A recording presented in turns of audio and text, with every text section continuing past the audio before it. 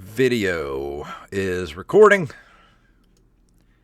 And here we go in 3, 2, 1.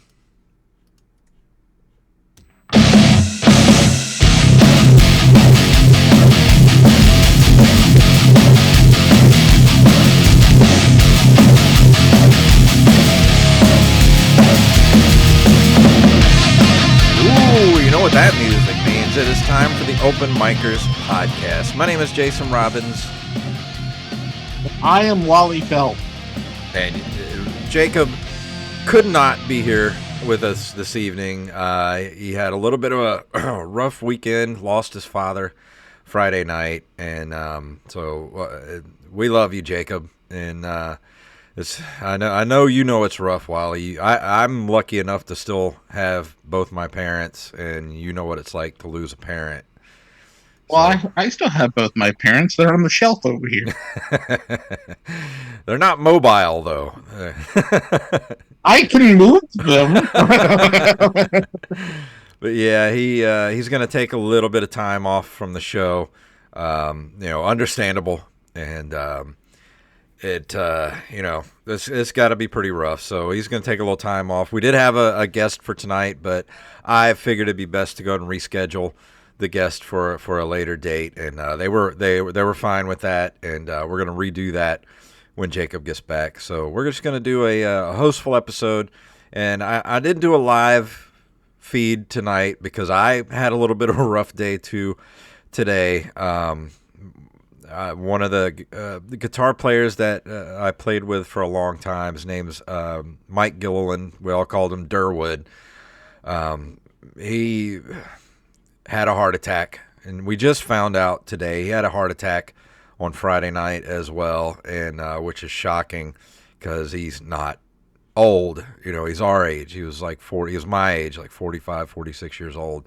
Had a heart attack and passed away, and kind of hit me pretty hard today. So I'm doing my best to hold things together and hopefully give you guys a good funny episode here. I'm trying my best, but like I said, I'm trying to hold it together here because he's a really good dude. He's gonna be missed, and it just sucks because I'm getting to that age where friends are dying, and I don't like it, and it makes me think about my own mortality because I'm not a spring chicken anymore. Well, the good news is I'm going to go before you. No. So don't say that. I don't know. That's not gonna happen. We're gonna go together, Thelma and Louise style. At each other's hands. It's like I'll be in my hospital bed and I'll be like, I want you to do me one favor. Before no, not today, and you grab hold of me and jump out the window. That's how we go out. We go out on our own terms. Go out at each other's hands. Because at first I was thinking we drive off a cliff in a convertible, Thelma and Louise style, but you made it sound like we were going to be in like a to the death cage match.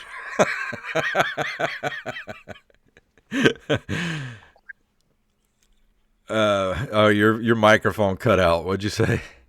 Well, I said that's basically what's going to happen. Yes, that's the long and short of it. Oh man, but I had a little bit of a topic I wanted to talk about tonight, but it just feels so trivial now.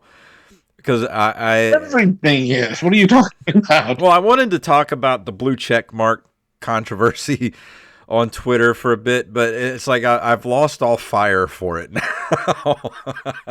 I could probably say something that's kind of along the same lines. That way, you don't have to put too much thought into it.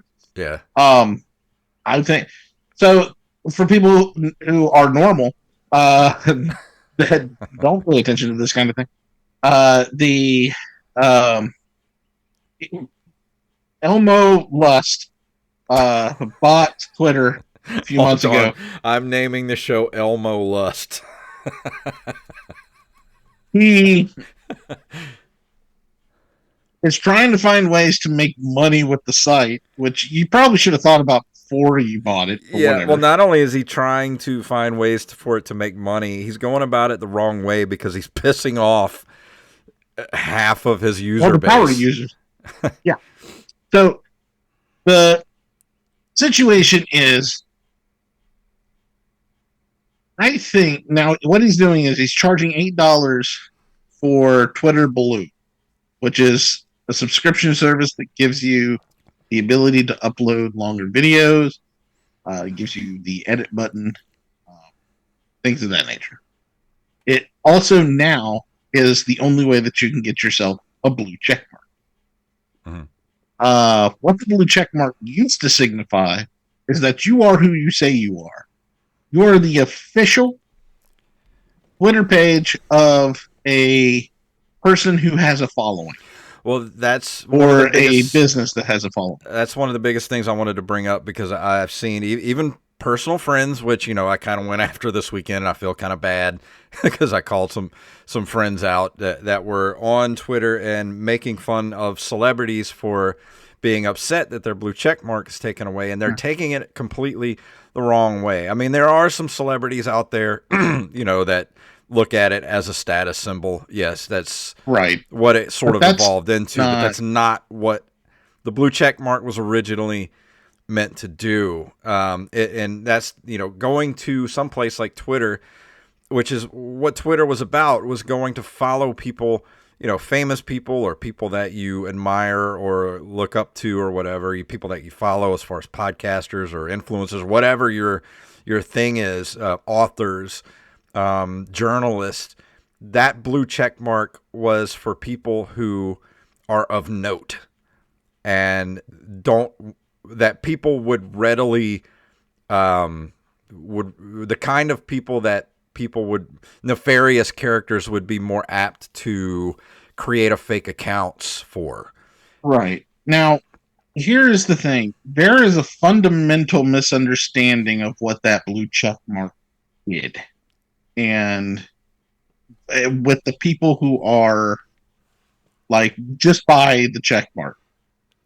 The check mark was never about the status symbol for most people. The blue check mark was for you to know that when you see a tweet with that blue check mark that purported to be somebody, you knew that was coming from an official source. Mm-hmm. So, for example, if I wanted to take a look and see what just random person off the top of my head, Alana Pierce of Santa Monica Studio of Sony, was tweeting about information regarding the new God of War game, I could rest assured this information was accurate. Mm-hmm. This person works for this company, has the go-ahead to post these things. So yes, this person had a following. This person had the blue check mark. There was a reason why that blue check mark made sense. Mm-hmm. Now, when I log on and I see that Arby's is holding some sort of promotion, is that Arby's? Mm-hmm. Is this going to be, some sort of fake account that is purporting to be Arby's that paid the $8? That's the thing is people were saying, fake accounts are being taken care of, like being recognized and taken care of. Well, yeah, it might be true for some of the bigger ones, but at the same time, there's only 12 people working at Twitter now. So how are they going to handle the amount of fake accounts? Plus, you've already seen when when Twitter Blue rolled out, the amount of damage one fake account can do in a short amount of time. Look at what happened. A very short amount of time with the one about the insulin company. Yeah, the insulin company. And instantly lost. That insulin should be free. Yeah, and instantly lost billions of dollars. Now, now is that a good thing? Do I care that this company lost all that money? No, I don't care. But the fact that it was possible Yeah. is And then is stunning to me. the companies The that were really, pretending to be Disney and putting up pictures of Mickey Mouse, with his dick hanging out and stuff like that. Like, that shit happened.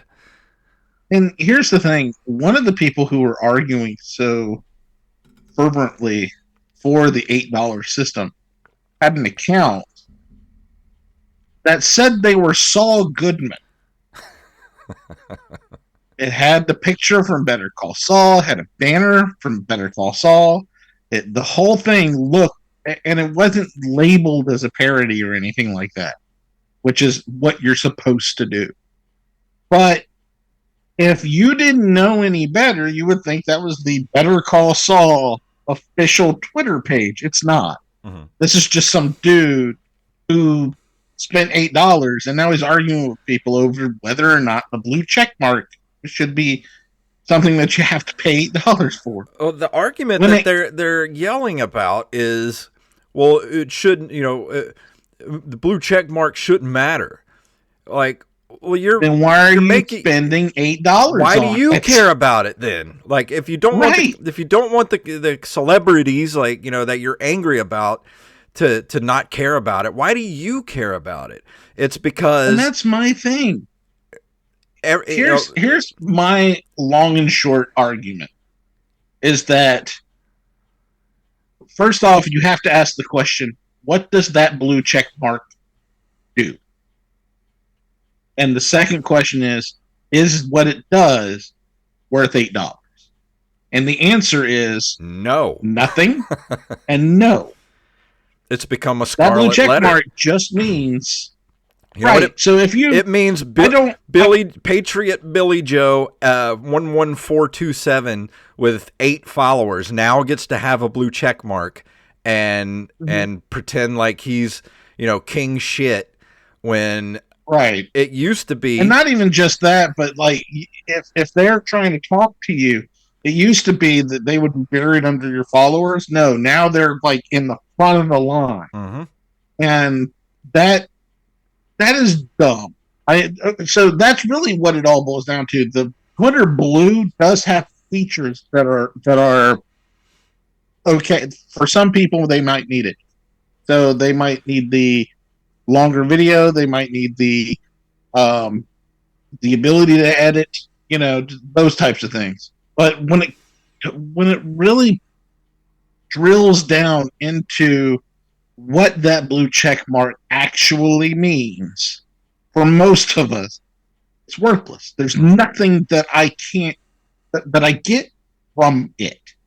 And that's what the problem is. You took something that had value, something we all used every day, not just the people with the check mark, but the people using the site as a user interface situation that was a shorthand for trustworthiness as far as whether or not this person actually said this or not.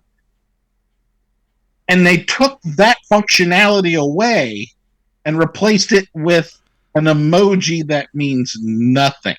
Mm-hmm. Well, it took away the algorithm of Twitter, because now, Billy Bob Patriot 11247 with 8 followers can get his whatever stupid shit he tweets out at the top of the For You page because he paid $8 instead of a natural algorithm where you could get on there and post something, and if it caught fire, it caught fire. Everybody saw it. It was equal across the board of what could get pushed to the front. And now it's just whoever pays the $8 gets to have their shit put in the front line. And the thing that angers me... go ahead. What I was going to say about that is that even that is worthless. And I'll tell you why. I only know people who are on the For You part of Twitter by accident. I've never met anybody who has that as their normal Twitter feed. Mm-hmm. It's always the one that you're wanting to follow, not the For You page. Yeah, usually the only reason I'm on the For You page now is when I accidentally go there, like swiping on the phone and not realize it. Exactly. And I keep it was in my pocket. Yeah, it comes across, like I start seeing stuff that I don't follow, and I'm like, why is this in here, and I like, oh, I'm on the Right. For You page. That's why. Like, oh, never mind. Which sucks because now it's because I'm mainly on the following page. I don't organically find it's harder to organically find new people that have something to say or somebody that I would find interesting to follow, because if I go to the For You page, like I said, it's all at Billy Bob Patriot 11427 with 3 American flags emojis next to his blue check mark, screaming about fucking Bud Light and how he's not going to drink it anymore. Like, I don't want to fucking see that shit anymore. And the thing that pisses me off about the whole thing is, me and you both, we've been on Twitter since I think I joined in 2011. I didn't really start trying to build my Twitter until 2016 or 17 or so. And it has been my number one. I even stopped using Facebook and mostly focused on Twitter the last few years. And it's taken me a long time to build the followers that I have, to build the communities that I've built on Twitter. And I was working towards that blue check mark because I wanted it to lock down my account. So when people see the podcast or whatever it is I'm doing, Monsters Anonymous or whatever thing I'm working on, they could go to my Twitter page and see that blue check mark and know that I am who I say I am. And nobody could ape, my Twitter or try to make another Twitter account that looks like me and fakes my account. Like that When was would the you point. even know that? The thing is with scammers, the way they work is in a shotgun type scenario where they just blast out like 4 or 5 fake accounts and get what they need from them before they get shut down, and then blast out more. It's not like they do it once and then, oh well, that didn't work. No, that's not how these things work. People have a fundamental misunderstanding of the internet in general, frankly. It seems like, because you're not allowed to do that. You're not allowed to scam people either, but they're going to do it. Well, it just feels like all the Elon stands and all the people that are on there with the blue check marks now going after celebrities like Stephen King and stuff are just jealous little trolls, petty little trolls who would never in a million years would have been eligible for a blue check mark because they have nothing productive to say or do except go on the internet and yell at the libtards or whatever it is they're doing. And now they get to have it, and it means nothing. It means nothing. Anymore. And that's what I'm saying. It was that fundamental misunderstanding of what it was that is now disappointing people. They bought that check mark, and now what does it really mean? It means nothing. Somebody actually have released like a script that will block everybody with the blue check mark now. And I've been blocking people left and right. I probably blocked 100 people last night.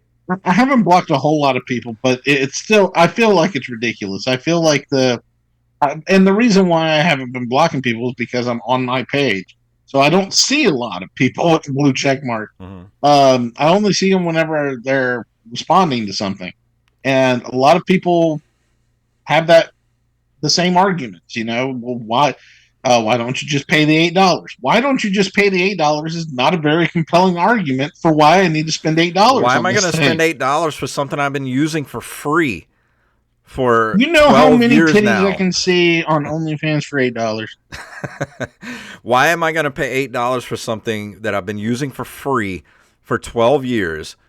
And I'm just not going to do it. There's no value in that to me. If Elon was smart, there needs to be a value proposition. And that's what it is. I used to think Elon Musk was smart, but this whole fiasco, he is not smart.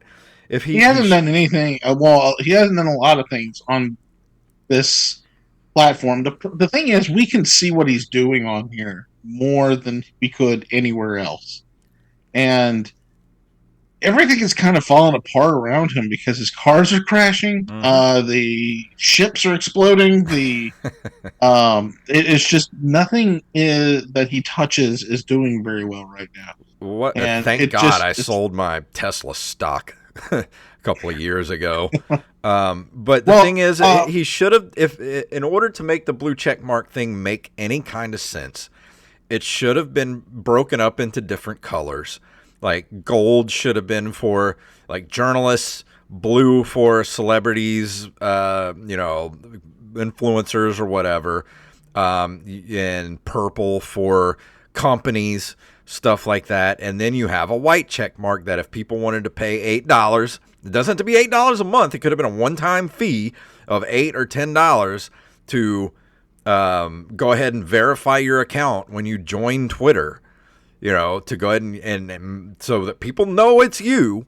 Go ahead and get that white check mark so that it's a verified account by, ID, phone number, everything. Go through the rigors of verifying the account that way. And I think once you hit, maybe 1,000 followers, then you're eligible for the blue check mark, because getting to 1,000 followers is hard. And maybe I don't know about 1,000 followers, because I know way too many people with 1,000 followers. Or 5,000, whatever it is, or a certain number to. Well, right now I think that's it's the thing was followers. Like the blue check mark. It was very amorphous. Like there was no kind of rhyme or reason to it. It just sort of happened to certain people. The way it's supposed to work, the way it was supposed to work anyway, is that there was a process in place where it's kind of like, should this person have a Wikipedia page? I mean, if this person should have a Wikipedia page, or they worked on something that has a Wikipedia page, I feel like that is enough. You know what I'm saying? Yeah. Like if you are some sort of public figure, or somebody who might have people trying to scam people with your name, then you need to have a blue check mark. Mm-hmm. And that's really what it all boils down to. It is a UI situation. It's a security situation. But now it's just an emoji you paid $8 for. Mm-hmm. And it doesn't make any sense to me. Now, we are a comedy podcast, so we should probably move on from this topic. I just wanted to get that off my chest, because and I hope there are people listening to this podcast that, maybe we're coming at it from, the perspective of, oh, fuck the celebrities. And like, it's not just the celebrities. It was for people. It was journalists. It was companies. Creators. It was screenwriters, animators, just people who work in the fields that we work in, comedians. And that was an easy way for us to see, okay, these are professionals in this field. Let me see what they've worked on. It was a tool that we were using to be able to communicate and connect with these people who actually were working in the fields that we were trying to get into. And now it's gone because we can't tell who's who anymore. It's totally it's totally busted. Like Twitter is now totally busted, and people are probably out there saying, well, why don't you leave? Because I've been there for 12 years now. I can't just up and leave. I wake up every day going relationships there. Yeah, I've built relationships with people there. Like I've gotten podcast guests off of Twitter. I've met people and met people that I need to connect with on Twitter. Where am I going to go? There's nowhere else to go to do what Twitter did. There's places. I mean, there are, but that are not as good. They're not as good, and that's the thing. Twitter. Not. It's not so much they're not as good. It's that they're not as fleshed out yet. Yeah, and that's the problem. We're running into a situation where we want something new, but what?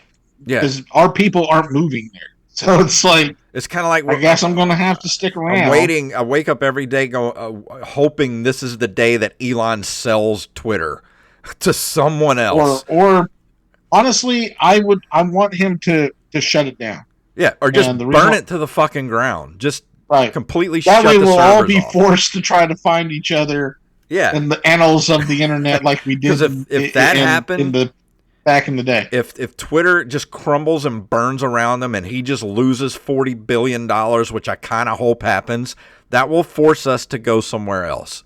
that will be the catalyst for us to find something. I kind of hope that happens, because I'm just going to say it right now. Fuck Elon Musk. He can go eat shit. He was a bored little fucking rich piece of shit that got angry because Stephen King made fun of him, and so he decided to break Twitter. So fuck him. Stephen King. You're not better than Stephen King. He's done cocaine taller than you, sir. But leaving that in the past, now that that's off my chest, I have Wally is a dungeon master, and no, it is Correct, it is not a sex thing. It is that too. It is a Dungeons and Dragons. He is a Dungeons and Dragons dungeon master, and I have never actually played Dungeons and Dragons in my life. I had the guide when I was a kid that I had gotten from a friend. I have played games like Champions through my life, but I've never actually played Dungeons and Dragons. So I'm going to learn some things here, and I'm going to give Wally a quiz on. Yeah, we were talking about this was going to be like a conversation, but now they're saying it's a quiz, and now I'm worried. So welcome. This is from nerdagogogo.com. Watch all of this is about editions that I never played. Welcome to the Ultimate Dungeons & Dragons Trivia Quiz. Test your knowledge of this classic role-playing game from its origins in the 1970s to its current popularity. See if you can answer questions about the game's iconic characters such as the mighty dragon Tiamat and the powerful wizard Elminster. Are you ready to take the challenge? You pronounced both of those wrong, so I think I might be a little more prepared. All right, here we go. Here's the first question. What is the name of the five-headed dragon who is also a demon that is a frequent D&D archvillain? That's Tiamat. All right, which sucks because that was right. That was right in the intro. What are y'all doing? Right. Why would you pick the first answer in the intro? In Dungeons & Dragons, prior to the production of Advanced Dungeons & Dragons, there were advanced rules published as a blue soft-bound book. The wizard on the illustration looked into a crystal ball which pictured the characters on the basic game rules book illustration. According to the blue book's cover, those were the blank rules.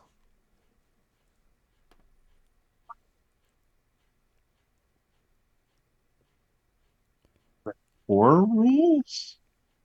I don't know. That's second edition. That's. I'm going to play Pepper's burp for wrong answers. It was expert rules. Okay. All right, here we are. Next question. In Dungeons & Dragons, the mark of detection is carried by which house?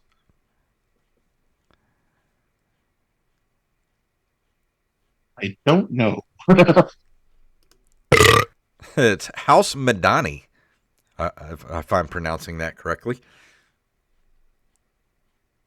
Continue. In Dungeons and Dragons, STRDEXINTWISCHA. What's missing? TR. CON. Oh wait, did you say? Oh, okay. I apologize. Yeah. Yeah, the first one was STR. I apologize. In Dungeons and Dragons, magic users at low levels are very limited in the number of spells they can memorize each day. For example, a third level magic user can only memorize two first level spells and one second level spell, and may not memorize any higher level spells. If a third level magic user were to find a magic scroll containing a spell higher than second level, would they still be able to use it? Man.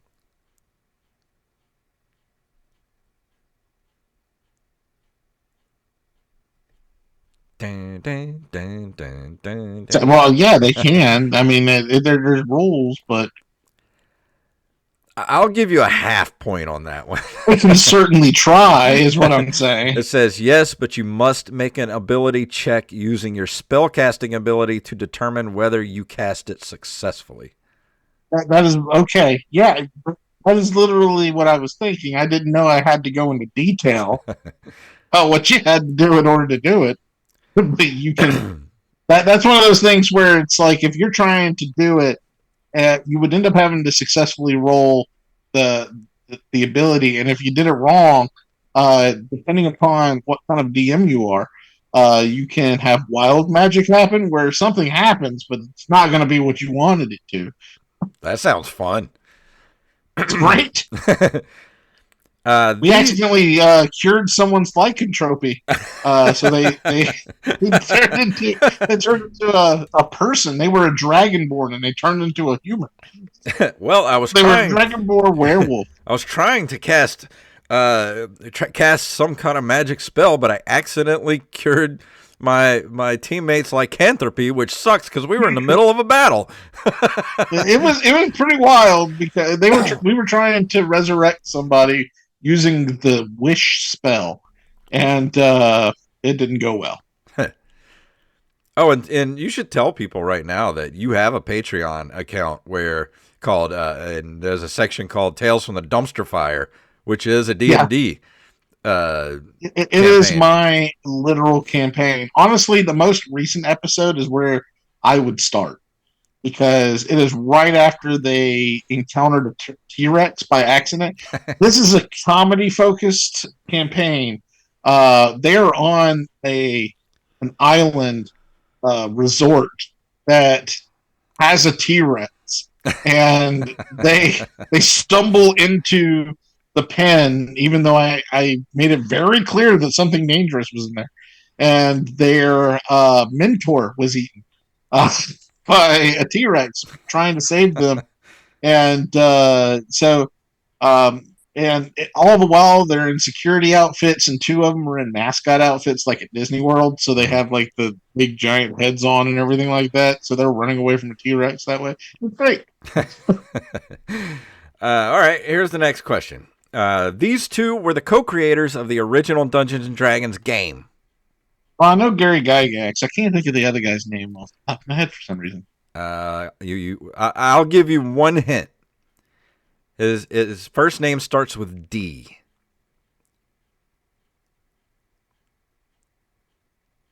I'm never gonna get it. I can't remember. Dave Arneson. Yeah. Okay. Yeah. Like Dave Arneson is the unsung hero of all of this because Gary Gygax is the guy everybody knows. Yeah. But I knew that it was two people. I was hoping this question would never come up. I know the answer to this question. Patricia Pulling started an organization which opposed Dungeons and Dragons. What was it called? You don't remember this? This was during the Satanic Panic back in the 80s. Yeah, but think Mothers Against Drunk Driving. It's very close. I was thinking like 10,000 Mothers or something mess like that. I can't remember. It's called BADD. BADD. Bothered About Dungeons and Dragons. That is so stupid. I hate that. In Dungeons and Dragons, your weapon allows for 2d6 plus 5 damage in battle. What is the highest amount of damage you can roll without any additional modifiers? 17? Huh? 17? Yep, there you go. Air horn. Here we go. Hold on. All right. In Dungeons and Dragons... Dungeon Master questions. In Dungeons and Dragons, the gnomes of House Civis can manifest which mark? Mark Wahlberg. Hold on. Mark of scribing. Yeah, I mean, I wouldn't have guessed that, but I know what that is. What is another name for dark elves? Bro? Yep. Hold on. I'll play this for you. Here you go. Let's see. Another interesting rule for undead creatures is that a character who is slain by an energy-draining undead creature, such as a wight or a vampire. I hate getting energy drained by the wights.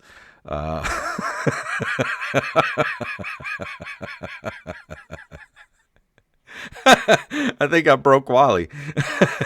Lights really drain my energy. They're always on Twitter. Man, they just drain me. You Let's know, see. my favorite characteristic of those characters is the white privilege. Do you have to roll a d20 for that?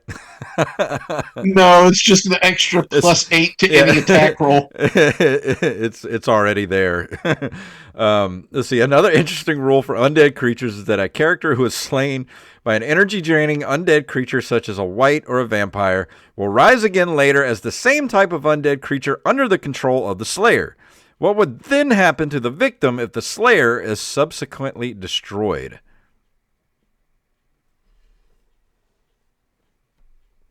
Okay, say the last half again. Not the first half. The Let's second see. half. If a character who is slain by an energy-draining creature will rise again later as the same type of undead creature under the control of the slayer. What would then happen to the victim if the slayer is subsequently destroyed? Pretty sure they die. The victim becomes a free-willed undead creature. Close enough. The second part of the solo adventure features encounters with several different kinds of hostile creatures. Based on the hit rolls needed to strike them and their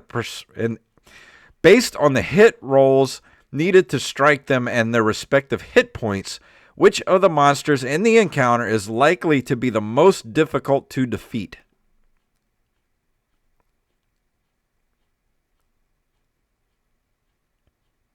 Or am I going to get a list of anything? Like, what are we doing here? It doesn't have a list. It just has the monster. What's the monster? The rust monster. The rust monster. Okay, could you please repeat the question then? Because I think I misunderstood the entire thing. In Dungeons and Dragons, the second part of the solo adventure features encounters. Am I saying that right? In Dungeons and Dragons, the second part of the solo adventure features encounters with several different kinds of hostile creatures.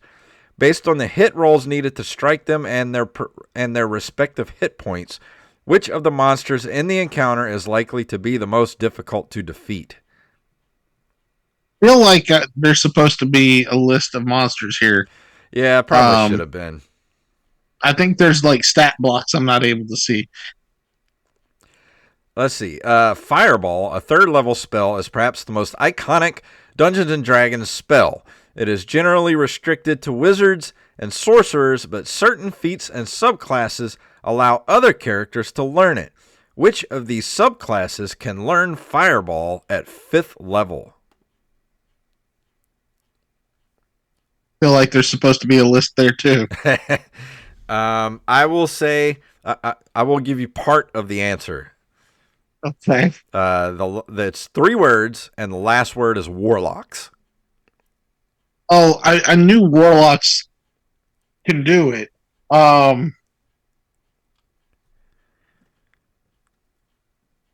Attack of the You're close. Fiend. Yes. Ding, ding, ding, ding, ding. You got it. Fiend-packed warlocks. I had to think about it. In most editions of Dungeons and Dragons, the Barbarian class has a unique ability that lets them inflict extra damage. What is the ability called? Barbarian, I think that's when they're raging. Yes, you got it. I would like to raid. 1 gold piece equals how many copper pieces in the game? This is why I don't use copper pieces. 1 gold piece is, I'd say, 20. 100. I wanted to say 100, but I'm like, that sounds too much. See, this is why I don't use copper in my game. It's exclusively gold and silver. Which character class is most influenced by their selected deity in Dungeons and Dragons? Clerics. Yes. Which of these official Dungeons and Dragons worlds is the oldest? Forgotten Realms, probably. Greyhawk. Oh, that's fucking right. That's right. Okay. I'm sorry. Forgotten Realms is just where everything happens. Yeah. In Dungeons and Dragons, the campaign setting, the Forgotten Realms depicts adventures occurring mainly on which fictional continent? The Sword Coast. Mm-mm. Starts with What's the an continent? F. Can't think of what the name of the continent is. I can tell you all of the. There's the Sword Coast. There's Baldur's Gate. There's Icewind Dale. There's Neverwinter. Um, shit. I don't know the name of the damn It's place. called Faerun. Faerun. Okay. All right. Whatever. All right, we'll just do a couple more here, and then we'll call it an episode. What is the name of the massive dungeon complex that exists beneath the city of Waterdeep in Dungeons and Dragons? Tomb of Annihilation, is it? Undermountain. Well, that's dumb. I don't like that.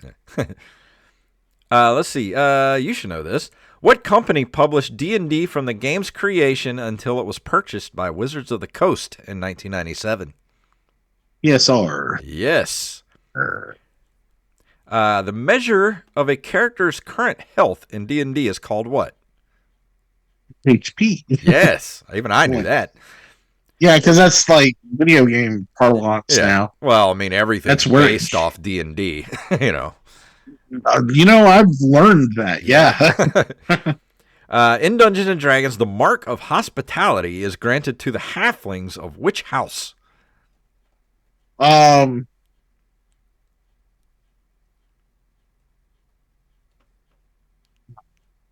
of Pain.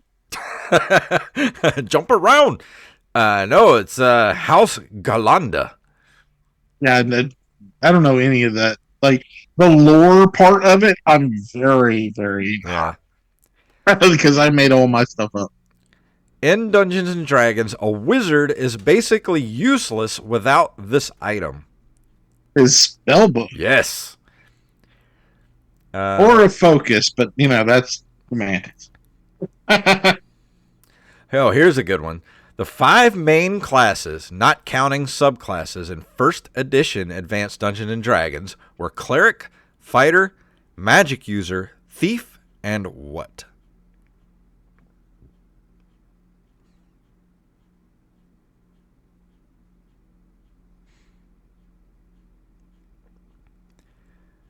Bum, bum, bum, bum, bum. Bum, bum, bum, bum, bum, bum, bum, bum. It's something stupid. I know it. I don't know if it's even something that's still around. Tibetan. A Tibetan. Oh, is it a monk? It is a monk. I didn't know monks were around that. I mean, I know they were around, but I didn't know they were. I mean, monks were added to Diablo and also World of Warcraft not too long ago. I say not because I know they're in the game now, but I had no idea that they would be in the first edition. Let me find another good one to go out on here. Let's see. A partridge. In Dungeons and Dragons, the original Deities and Demigods book contained 2 sections that turned out to be problematic with respect to copyright and were then omitted from the 3rd edition onwards. What were the 2 removed sections? I don't know. Probably the Hobbit section. No.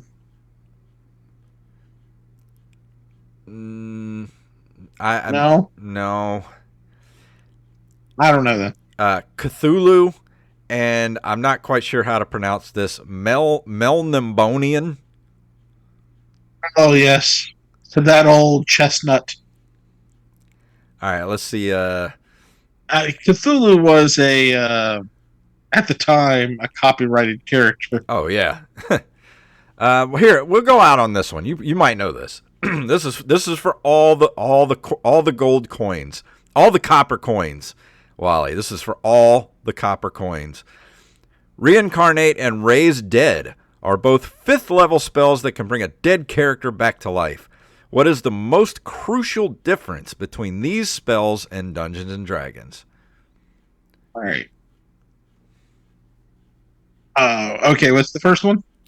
Reincarnate and Raise Dead are both 5th level spells that can bring a dead character back to life. What is the most crucial difference between these spells and Dungeons and Dragons? I want to say Raise Dead makes you undead. I'll lock that in. Huh? I'll lock that in. Yeah, okay. You got half of it right. Raise Dead revives the character's original body, while Reincarnate restores their soul to a new, healtly body. Okay. That's what I Yeah, what I meant. I know that's what you meant. Because Raise Dead makes you a zombie. Yeah, that's so you don't have any of your faculties among you, but you have your physical prowess, basically. I'll give you the full coins on that one. That was kind of a tricky question. And Reincarnate, that one is literally just bringing you back. Yeah, it's like, oops, my bad. You have another extra life. But that brings us to the end of the trivia. I think you did pretty good. I mean, there were some tough questions. Considering I don't know any of the lore. Yeah. I figure the lore stuff is probably way harder to memorize than, actual. Right. I've only memorized the stuff I need to know for my game. Yeah. So if you had any questions about Asmodeus or Orcus or any of that kind of stuff, I would have had answers for you. Yeah. But in this particular instance, no. Everything else is in my world is mine. So like I was telling you earlier about the British sounding frost giants and the there's these dwarven looking characters that are that have like fire for hair and beards called the Azur, and I had made all of them rednecks. So they all, how's it going? Well, if you need any more help, you need to come over here, and just stuff like that. I try to add some flavor to these characters that they'll always be like, "Remember that place where everybody talked like that?" Well, if people want to follow your D&D campaign, where do they do it? It's patreon.com/therealbigwall. It's Curse of the Dumpster Fire. It's so funny because every time they say their name, it's like, we are the Dumpster Fire. Perhaps you've heard of us. A what kind of fire? Just like everybody's like, what's a dumpster?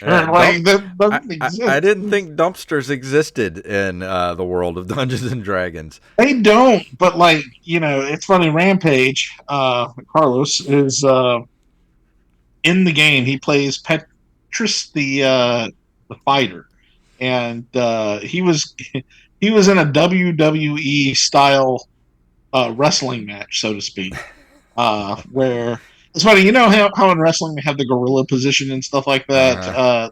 Whenever you go out, it was an actual gorilla standing there letting people into the thing.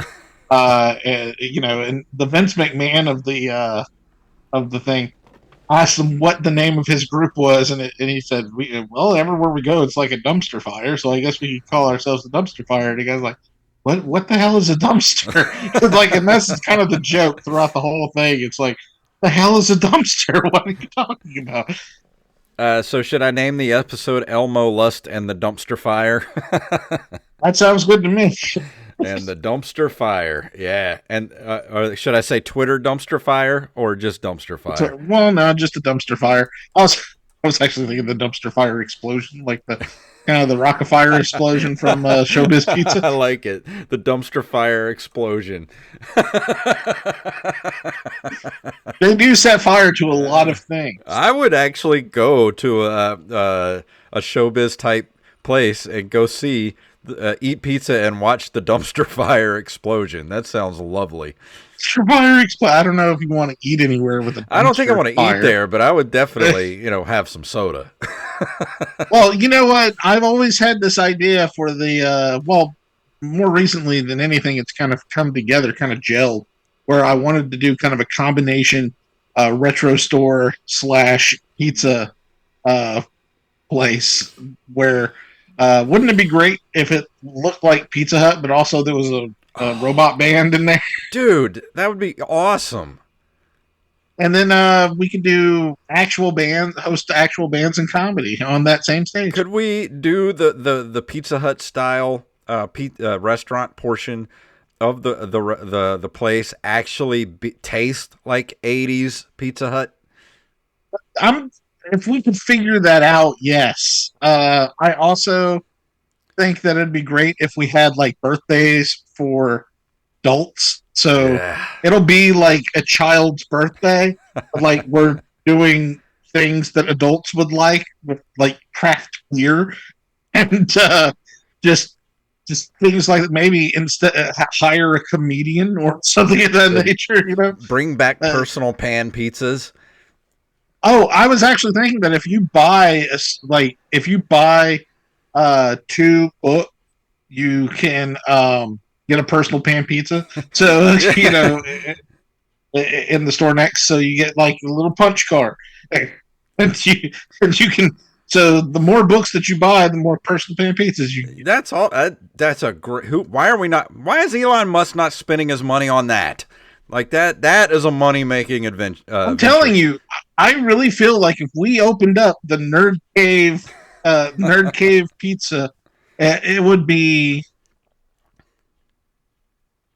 a huge success. We might great success. Have to think about this. We'll have the dumpster fire explosion on stage. The dumpster fire explosion. If you come in and you either purchase 2 books, or actually if you bring in 2 books for the library, you get a personal pan pizza. And you could actually do like an adult thing where like we have a list of books to read, and if you can prove that you read 2 books off the list, you get a personal pan pizza for free. I was actually thinking about well, you know what, 2 seems like such a small amount. But we need to have, like I said, the Nerd Cave section of it. I was thinking like an entire VHS video store.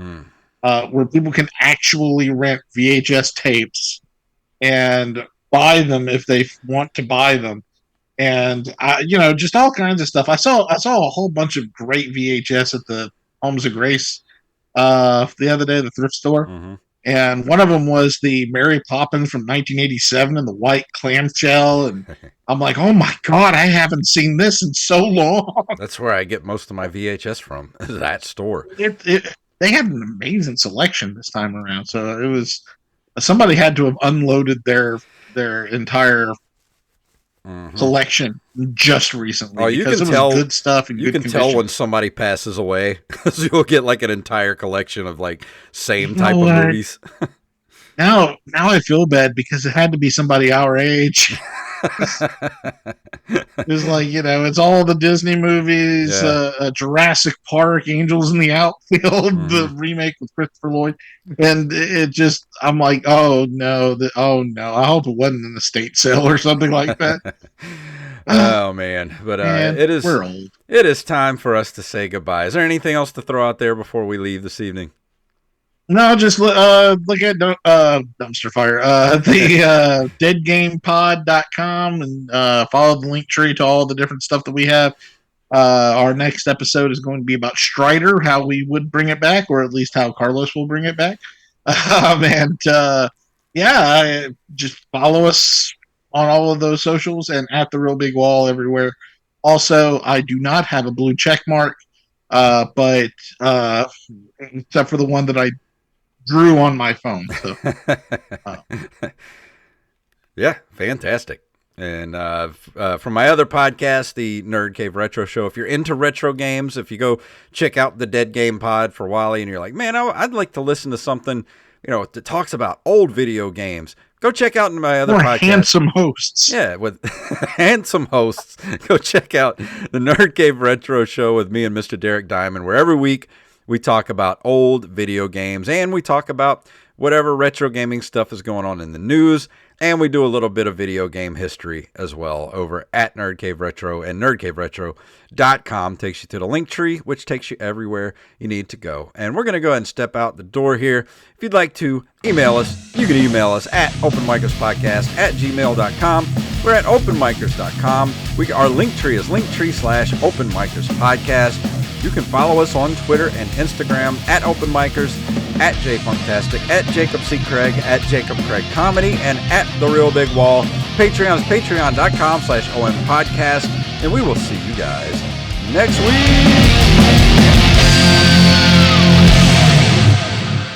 This is where Jacob would normally say something witty, but I'm not gonna.